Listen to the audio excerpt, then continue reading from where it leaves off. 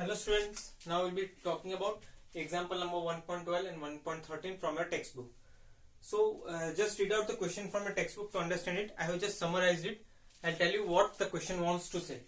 The question says that there are two spheres A and B of same size and same charge, and they are separated by distance, separated by some distance, that is r, we'll say.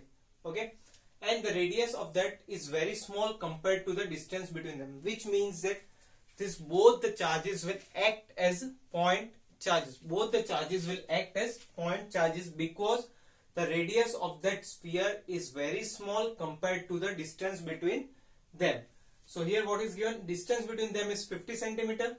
The charge on each sphere is 6.5 into 10 raised to minus 7. As the charge in both the spheres are equal, I'll write QA, that is charge on A, QB is equals to QB, that is charge on sphere B, will be equal to Q because both have same charges. Okay, so that will be 6.5 into 10 raised to minus 7 coulomb. So now if what is asked is find the force between them. What will the force? Force will be of repulsion because both are same charges. If they are same charges, they will repel each other. So what will the force? Force for point charge is given by F equals to K Q1 Q2 by R square. So you can do it this way, or Q1 is equals to Q2, so you can directly write it K Q square by R square. You can do it this way also. So you need to substitute the value of Q in this, and then you can directly get the answer. I will not be telling you answer because you need to do it yourself. You need to use your calci and calculate, else you won't be doing it. Okay. So after this one condition, first half of the question is clear. Now second thing, it is given condition 1. Condition 1, what it is told? That charges on each sphere are doubled. Charges are doubled. So which means initially if it was Q charge, it is converted to twice Q. Which means that charge is double. Which means that QA will also become twice Q and QB will also become twice Q. And second thing is distance is half. Means if it was R distance, that became R by 2. This is the condition. So and now you need to find the force on it. I'll solve it in a general manner so that you can understand and you can solve it for any other sum. If the value changes, then also you can solve it. So what will be nu F? If I write Fn, then it will be equals to K. What is the Q? It is twice Q now. So twice Q into twice Q, Q and QB upon R by 2 whole square. If I try to solve it, I can write this 2Q and 2Q means 4Q. 4KQ upon R square divided by 4. If this R comes above, it will be written as 16KQ square upon R square, or you can also write 16 into F. And what is F? F is this. This is our F. I hope this is visible in the camera. If not, I'll just write it down over here. It will be, your answer will be 6Fn will equal to 16F. I hope this is very clear to you. Just here what you need to do, you need to double the value of the charges and half the distance, that is R by 2.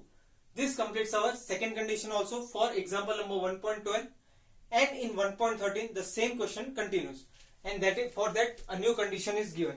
The new condition is said that a sphere 3, or you can say sphere C, of same in size but uncharged. It has the same size as that of A and B, but it is uncharged. Okay. Then it comes in contact with sphere A.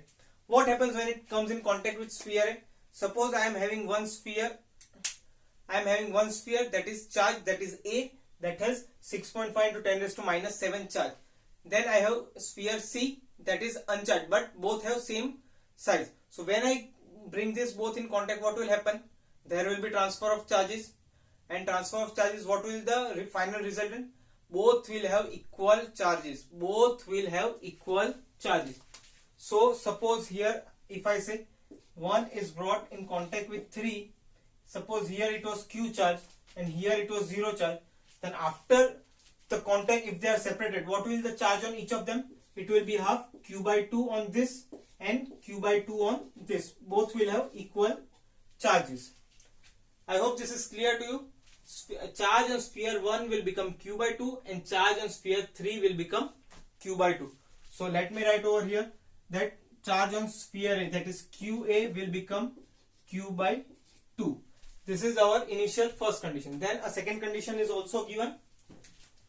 For that I'll rub this out. Second condition is given. Then the same sphere 3 comes in contact with sphere B. The same sphere 3 comes in contact with sphere B. Now, we already know that sphere 3 has already got q by 2 charge. Why it has got q by 2 charge? Because it came in contact with sphere A. Now it comes in contact with sphere B, which already has a charge of q. Now when they separate, they both are also of same size. Okay. Now when they separate, what will happen? Both will again gain equal charges. Both will again gain equal charges due to transfer of charges. Okay. There will be transfer of charges and ultimately finally they both will get equal charges. So what I can do? Q by 2 plus q whole divided by 2 means addition of this 2 charge and whole divided by 2 will give me 2 equal parts of charges, which will be equal to q by q plus 2q upon 2 whole divided by 2, which means that 3q divided by 4. 3q divided by 4. So here qb will become 3q divided by 4. This will be my new charges for this condition, qa and qb. I have found out what is the value of qa and what is value of qb. Now if I want to find out the force that is given, I can simply write down what is the formula for force. Formula for force is once again k q1 q2 upon r square. What is the value of q1 over here? That is qa. It is q by 2 into qb is 3q by 4. 3q by 4 whole divided by r square. Whole divided by r square.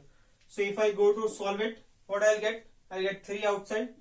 3 kq q1 q2, or you can simply say q whole divided by 8 r square. So if you compare it with the initial force, it becomes a formula like this only. Only thing will be 3 by 8 f. 3 by 8 f. So you can write, if you want to find Fn is equals to, F for this condition is 3 by 8 f. So if you try to solve it with numerical values also, after putting the values of all the charges, that is if you are putting the value of q also over here, ultimately if you want to check whether what are the answers, you can directly initially check with the answer of f. Here it will be 16f, here it will be 3 by 8f. Okay, I hope these questions are very clear to you. So you need to write it down in your notebooks and with the values and calculate the final forces of each of the condition. Thank you students. Have a nice day. Stay safe. Keep studying. All the best.